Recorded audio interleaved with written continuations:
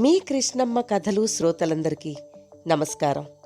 ముందుగా మీ కృష్ణమ్మ కథలు ఛానల్ని సబ్స్క్రైబ్ చేసుకోని వారు దయచేసి వెంటనే సబ్స్క్రైబ్ చేసుకొని బెల్ ఐకాన్ని నొక్కండి. నోటిఫికేషన్ల రూపంలో కొత్త కథల వివరాలు వెంటనే మీకు అందుతాయి. అలాగే కథ నచ్చితే లైక్ చేయండి. ఈ వీడియోలో మీరు రైటర్ స్పెషల్ సిరీస్లో భాగంగా శ్రీమతి లలిత శ్రీపతి గారి ఇట్లు నాన్నకు ప్రేమతో కథను వినబోతున్నారు. ఇహ కథలోకి వెళ్ళిపోదామా? నాన్న, మీ మెయిల్ ఓపెన్ చేసి చదవండి. కూతురు పెట్టిన వాట్సాప్ మెసేజ్ చూసి ఆశ్చర్యపోయాడు రామ్మూర్తి. రోజు ఫోన్లో వాళ్ళమ్మతో మాట్లాడుతుంది. మధ్య మధ్యలో తను కాసేపు కబుర్లు చెప్తాడు. అలాంటిది ఇప్పుడు ఈ మెయిల్ ఏమిటి? ఏదైనా అల్లుడితో గాని వాళ్ళ అత్తగారితో గాని గొడవలా? కొద్దిగా భయపడ్డాడు. అయినా అటువంటి ఉంటే ముందు వాళ్ళ అమ్మతో చెప్తుంది గాని నాకు మెయిల్ ఏమిటి? ఏదైనా చదివితే తెలుస్తుంది కదా అనుకుని మెయిల్ ఓపెన్ చేసి చూశాడు. తెలుగులో కూతురు రాసిన ఉత్తరం చూసి, ఇదేమిటి నాకు ఉత్తరం, అందునా తెలుగులో అనుకుని చదవడం మొదలుపెట్టాడు. ప్రియమైన నాన్నకు. హలో నాన్న, ఎలా ఉన్నారు? రోజూ కబుర్లు చెప్తూనే ఉంటుంది. ఈ మెయిల్ ఏమిటి అనుకుంటున్నారు కదా? ఇది నేను ఎన్నో ఏళ్ల నుంచి అనుకున్నా. పాత రోజుల్లో లాగా మీకు ఒక లెటర్ రాయాలి అని. కానీ పేపర్ మీద లెటర్ రాయడం, దానిని పోస్ట్లోనో కొరియర్లోనో పంపడం ఒక పంచవర్ష ప్రణాళికలాగా అయింది. అందుకే ఈ ఈమెయిల్. అమ్మ ఎప్పుడూ అనేది, సంతోషం కానీ దుఃఖం కానీ మాతృభాషలోనే బాగా చెప్పగలం అని. అది కరెక్ట్ నాన్న. అందుకే తెలుగు కీబోర్డ్ డౌన్లోడ్ చేసుకుని మరీ మీకు రాస్తున్నాను. మరీ చిన్నప్పటి సంగతులు నాకు గుర్తులేవు, కానీ నా 10 ఏళ్ల వయసు నుంచి అన్నీ బాగా గుర్తున్నాయి. నన్ను తమ్ముణ్ణి మీరు పెద్ద ముద్దు చేసేవారు కాదు. అలాగని తిట్టడం కొట్టడం లేదు. మమ్మల్ని ఎప్పుడూ అంత దూరంలోనే ఉంచేవారు. అందుకే మాకు మీరంటే ఒక రకమైన భయం. అమ్మ స్కూల్ టీచర్, మీరు గవర్నమెంట్ ఉద్యోగం. మమ్మల్ని అమ్మ స్కూల్లోనే వేశారు. మేమెప్పుడూ అమ్మ తోకలాగా అమ్మ వెనకే ఉండేవాళ్ళం. అందుకే మాకు అమ్మతోనే అనుబంధం ఎక్కువ. మాకేం కావాలన్నా ఎప్పుడూ మీతో చెప్పింది లేదు. అన్నీ అమ్మ ద్వారానే. మా చదువుల గురించైనా పెళ్ళిళ్ళ విషయమైనా అన్నీ తానే వారధిలా ఉండి నడిపేది. అది చాలా ఇళ్లలో కామన్ అయినా కొంత తండ్రితో కమ్యూనికేషన్ ఉండేది. కానీ మీరు మేము ఏమైనా చెప్దామని నోరు తెరిస్తే చాలు, కోపంగా కాసేపు మమ్మల్ని అలా పెంచినందుకు అమ్మని తిట్టి బయటకు వెళ్ళిపోయేవారు. మేము స్కూల్ నుంచి వచ్చాక పాలు కలిపిచ్చి ఏదైనా స్నాక్ రెడీ చేసేసరికి మీరొచ్చేవారు. అప్పుడు టీ పెట్టేది. ఉదయం నుంచి స్కూల్లో పిల్లలకి పాఠాలు చెప్పి అలసిపోయినా ఒక నిమిషం కూడా రెస్ట్ తీసుకోకుండా ఇంటికి రాగానే తినడానికి ఏదో ఒకటి చేసేది. మేము వాటిని ఎంతో ఇష్టంగా తిని ఆడుకోవడానికి వెళ్ళేవాళ్ళం. కానీ మీరు మాత్రం రోజూ అమ్మ వంటకి వంకలు పెడుతూనే ఉండేవారు. ఇవాళ బజ్జీ చేశావా? ఉల్లిపాయ పకోడీ చేస్తావనుకున్నాను అంటూ. అమ్మకి మీరేమనుకున్నారో ఎలా తెలుస్తుంది? పోనీ రేపు పకోడీ చెయ్యి అంటారా అనరు. మరునాడు అమ్మ పకోడీ చేస్తే రోజు నూనె వస్తువులు చేసి నేను లావైతే అందరూ వెక్కిరిస్తే నీకు సంతోషం అనేవారు. ఇందులో ఉప్పు లేదు, అది సరిగా వేగలేదు, ఇది ఉడకాలి అంటూ ప్రతిరోజు ఏదో ఒకటి. మీకు తెలుసా, అవి విని విని మీకేం చేసినా ఒకటే అని ఇప్పుడు మేము ఇంటి నుండి వచ్చేశాక వంట మీద దృష్టి పెట్టడం లేదు అమ్మ. అమ్మ వంట మాకే కాదు, మా ఫ్రెండ్స్, ఆఖరికి మా అత్తగారింట్లో కూడా అందరికీ ఇష్టం. అందరూ అమ్మని అనేవారు, మీ వంట అమృతంలా ఉంటుందని. పొగడగా పోతే పోయే, మీరు అమ్మని కోప్పడిన రోజు లేదు. నాన్న, మీకు రైస్ కుక్కర్ ఎలా పెట్టాలో తెలుసా? ఏ కూర ఎలా తరగాలి, ఏ కూర ఉడకపెట్టాలి తెలుసా నాన్న?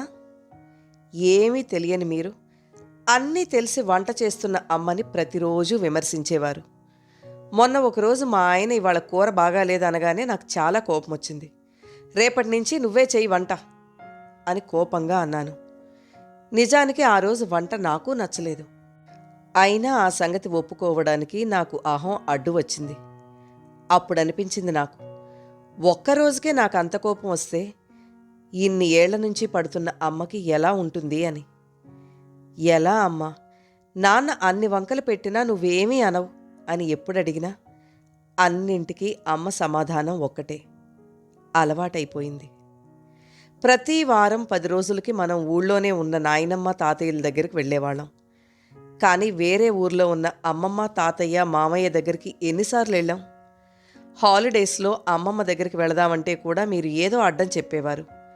ఆఖరికి మామ పెళ్ళికి కూడా జస్ట్ ఒకరోజు ముందు వెళ్ళి వ్రతం అవగానే వచ్చేశాం.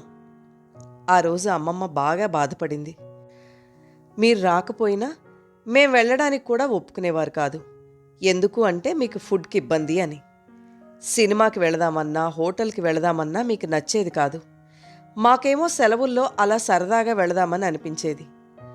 అమ్మ సెలవులప్పుడు ఎప్పుడైనా ఒక సినిమాకి తీసుకెళ్ళి అటు నుంచి హోటల్కి తీసుకుని వెళ్ళేది. అప్పుడు నాకు తమ్ముడికి మీరు కూడా ఉంటే బావుణ్ణు అనిపించేది. అలా మీకు చెప్పేంత చనువు మీరు మాకెప్పుడూ ఇవ్వలేదు. మనం అందరం కలిసి బయట ఊళ్ళకి వెళ్ళింది కూడా తక్కువే. ఎక్కడికి వెళ్ళినా మీరు ముళ్ల మీద ఉన్నట్లే ఉండేవారు, ఎప్పుడెప్పుడు ఇంటికి వెళదామా అని. అది మీ తీరు, కరెక్ట్. కానీ మన కుటుంబం సంతోషం కోసం మన ఇష్టాయిష్టాలు కొన్ని మార్చుకోవాలి. ఇప్పుడు మీరు రిటైర్ అయిపోయారు. మీరు వెళ్ళడానికి అమ్మమ్మ తాతయ్య ఎవరూ లేరు. తమ్ముడు అమెరికా వెళ్ళిపోయాడు. వాడికి అంత ఇష్టం లేకపోయినా ఇక్కడ ఉండి మీతో ప్రతి ఒక్క విషయంలో గొడవ పెట్టుకోవడం ఇష్టం లేక దూరంగా ఉంటే కొంత ప్రేమన్నా ఉంటుంది అని వెళ్ళిపోయాడు. ఇప్పటికీ మీరు నేను కానీ తమ్ముడు కానీ ఫోన్ చేస్తే 1 నిమిషం మాట్లాడతారు. అందరూ బాగున్నారా? ఉండు, అమ్మకిస్తాను. అమ్మతో మాట్లాడాలంటే అమ్మ సెల్కి చేస్తాం కదా. మీరే ఏదైనా మాట్లాడతారని మీకు చేస్తాం. పైగా అమ్మ మాతో మాట్లాడుతుంటే పక్క నుంచి మీ సనుగుడు వినిపిస్తూ ఉంటుంది, ఎంతసేపు ఆ కబుర్లు అంటూ. మేము ఉద్యోగరీత్యా బెంగళూరులో సెటిల్ అయ్యాం.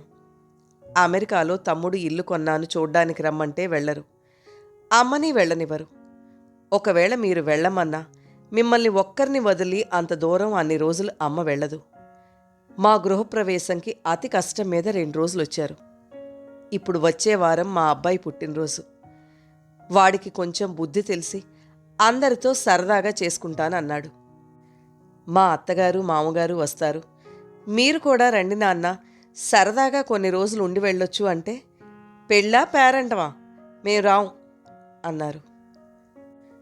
నాన్న, వాడి పెళ్ళికి మీరు ఉండి ఆశీర్వదించడమే నాకు కావాలి. కానీ వాడి పెళ్ళికి మీరు 85 ఏళ్ళు 90 ఏళ్ల వాళ్ళు అవుతారు. నిజంగా మీరు ఆ టైంలో ఎంజాయ్ చేయగలరా నాన్న? నాకు కానీ తమ్ముడికి కానీ మా తల్లిదండ్రులు మా అభివృద్ధి సంతోషించాలి అని ఉంటుంది. తన స్నేహితుల తల్లిదండ్రులు వచ్చి అమెరికాలో అన్నీ చూపిస్తే వాళ్ళకి ఎంత సంతోషంగా ఉంటుందో చూసి వాడు చాలా ఫీల్ అవుతూ ఉంటాడు. పైగా మీరు వెళ్ళకపోవడానికి తాను తన భార్య మిమ్మల్ని సరిగా చూడరని, అందుకే మీకు వెళ్ళడం ఇష్టం లేదని అందరూ అంటుంటే అది నిజం కాకపోయినా వాడు ఆ అమ్మాయి ఎంతో బాధపడుతున్నారు. నాకు మాత్రం ఉండదా? మేము కొన్న కొత్త విల్లాలో మీరు అమ్మ వచ్చి ఉంటే బావుండని. మా అత్తగారు వాళ్ళు ఉన్నా ఇబ్బంది లేకుండా ఉండాలని 4 బెడ్రూమ్స్ ఉన్న ఇల్లు తీసుకున్నాం. మావారు అత్తగారు మామగారు ఎంతో మంచివాళ్ళు. వాళ్ళు ఎంతో సరదాగా ఉంటారు. మీ ప్రాబ్లం ఏంటో నాకు తెలియదు నాన్న. కానీ మీ ప్రవర్తనతో ఎంతో హుషారుగా ఉండే అమ్మ చాలా నిర్లిప్తంగా తయారైంది. నేను ఫోన్ చేసినా ఇదివరకులా కబుర్లు చెప్పడం లేదు. మొన్న నేను వచ్చినప్పుడు గమనించాను, వంట పనులు ఇంటి పనులు యాంత్రికంగా చేస్తోంది. మీరది గమనించినట్టు కూడా కనపడలేదు. ఇలానే ఉంటే అమ్మ డిప్రెషన్లోకి వెళ్ళిపోతుంది. తరువాత బాధపడినా లాభం లేదు. నాన్న, ఇప్పటికీ మించిపోలేదు. కొద్దిగా ఎదుటి వాళ్ల కోసం కూడా ఆలోచించండి. మీకు ఆర్థికంగా ఏ ఇబ్బంది లేదు.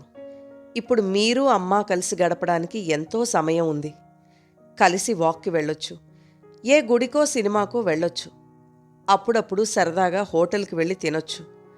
అమ్మ చేసిన వంట మెచ్చుకుంటూ సరదాగా కబుర్లు చెప్పండి. సంతోషమే సగం బలం అంటే అది మీ సంతోషం మాత్రమే కాదు, మీ మాటల వల్ల చేతల వల్ల ఎదుటి వాళ్ళు సంతోషిస్తే అది మీకు వాళ్ళకి కూడా బలమే. మీకు నేను ఇలా రాస్తున్నందుకు చాలా కోపం వస్తుందని నాకు తెలుసు. కానీ నేను రాసిన ఉత్తరం చదివితే మీరు తప్పక ఆలోచిస్తారు. ఇంకా నెమ్మదిగా మిమ్మల్ని మీరు మార్చుకుంటారని నా ఆశ. ఎందుకంటే మీరు చెడ్డవారు కాదు, కానీ ఎదుటివాళ్ళు చెప్తే మీరు తొందరగా నమ్ముతారు. నాకు బాగా గుర్తు, మనం వెళ్ళినప్పుడల్లా నాన్నమ్మ చెప్పేది, నీ భార్య తెలివిగలది, అలాంటి వాళ్ళకు అలసిస్తే నెత్తికెక్కుతుంది, కాళ్ల కింద తొక్కి పెట్టాలి అని. నెత్తికెక్కితే నష్టమేమిటి? నా పెళ్ళామే కదా, నీ కూతుర్ని నీ అల్లుడు నెత్తికెక్కించుకోవచ్చా అని మీరు ఏనాడూ అడగలేదు. పిల్లల్ని ముద్దు చేయకు, అడిగినవన్నీ కొంటే పాడవుతారు అని తాతయ్య చెప్తే మీరు మమ్మల్ని అంత దూరంగా ఉంచాలా నాన్న? అక్కడి నుంచి వచ్చాక 2 రోజులు మా మీద అమ్మ మీద ప్రతిదానికి చిందులు వేస్తూనే ఉండేవారు. ఒకసారి నాకు చాలా కోపం వచ్చి అమ్మని అడిగాను, ఇలా ప్రతిరోజు విసుగులు చికాకులు కలిసి ఉండడం అవసరమా అని. కొంతకాలం పిల్లల కోసం, కొంతకాలం సమాజం కోసం, తరువాత అలవాటవుతుంది, ఒక హాస్టల్ రూమ్మేట్స్ లాగా అన్నది. భార్య భర్త బంధం కోసం బ్రతకాలి, బాధ్యత కోసం కాదు. ఇన్ని రోజులు మా కోసమో ప్రపంచం కోసమో కలిసి బతికారు. ఇప్పుడైనా మీరు ఒకరి కోసం ఒకరు బతకండి, ఇంకా మా కోసం బతకండి నాన్న. పిల్లలకి మనవలకి మీరిచ్చే ఆస్తి మీతో సరదాగా గడిపిన జ్ఞాపకాలే, మాకు అవి మిగల్చండి. అంతే చాలు నాన్న, మాకింకే నగలు ఆస్తులు వద్దు. ఇప్పటికైనా కొంతకాలం నా దగ్గర తమ్ముడు దగ్గర సరదాగా గడిపి మాకు మంచి జ్ఞాపకాలు ఇస్తారని ఆశిస్తున్నాం. ఇక మీ ఇష్టం. వచ్చే వారం మీ మనవడి పుట్టినరోజుకి రావాలా వద్దా అనేది. మీరు చెప్తే నేను ఫ్లైట్ టికెట్స్ బుక్ చేస్తాను. ఈ విషయాలు ఏవి అమ్మకి చెప్పకండి. మిమ్మల్ని మేమేదైనా అంటే తను బాధపడుతుంది, ఇంకా డిప్రెషన్లోకి వెళ్తుంది. మీ దగ్గర నుంచి వెంటనే రిప్లై వస్తుందని ఆశిస్తూ, ఇట్లు నాన్నకి ప్రేమతో మీ చిన్ని. కూతురు రాసిన మెయిల్ 4-5 సార్లు ఆశాంతం చదివాడు మూర్తి. ఆ రాత్రంతా మూర్తికి నిద్ర పట్టలేదు. పాత సంగతులు అన్నీ ఒకటొకటి సినిమా రేళ్లలాగా కళ్ల ముందు తిరిగాయి. నెమ్మదిగా సూర్యోదయం అవుతోంది. లోకానికే కాదు, మూర్తి మనసుకి కూడా ఉదయం అయ్యింది. వెంటనే ఫోన్ తీసుకుని కూతురికి మెసేజ్ పెట్టి నిద్రపోవడానికి కళ్ళు మూసుకున్నాడు. Book the tickets for us. కథ వింటుంటే మీ జీవితంలో మీకు తారసపడిన మూర్తి లాంటి వ్యక్తులు గుర్తుకొచ్చి ఉంటారు. అలా మీకు గుర్తొచ్చిన మూర్తుల గురించి కామెంట్ సెక్షన్లో కామెంట్ చేయండి. కథ నచ్చితే లైక్ చేయండి. మీరు లైక్ చేయడం వల్ల మరింత మందికి ఈ కథలు చేరతాయి.